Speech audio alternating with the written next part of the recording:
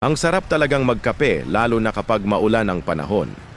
Habang pinagmamasdan ang malamig na simoy ng hangin at ang mga ulap na bumabalot sa kabundukan ng Baguio City, mas lalong nagiging espesyal ang bawat higop ng mainit na kape.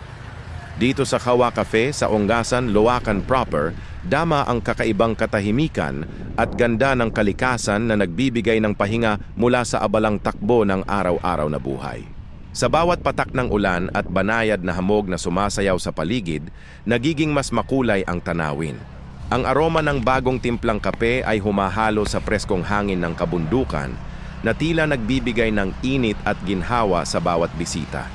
Habang nakatanaw sa malawak na tanawin ng mga bundok at luntiang kapaligiran, madaling makalimutan ang mga alalahanin at mag-focus na lamang sa kasalukuyang sandali. Ang ganitong mga pagkakataon ay nagpapaalala kung bakit espesyal ang Baguio City. Hindi lamang dahil sa malamig nitong klima, kundi dahil sa mga simpleng sandaling tulad ng pag-inom ng kape habang nakikinig sa tunog ng ulan. Isang tahimik ngunit makabuluhang karanasan na nagbibigay ng kapayapaan, inspirasyon at kasiyahan sa puso. Sa Kawa Cafe, bawat tasa ng kape ay tila may kasamang kwento ng kalikasan, kultura at kagandahan ng Cordillera na tunay na maipagmamalaki.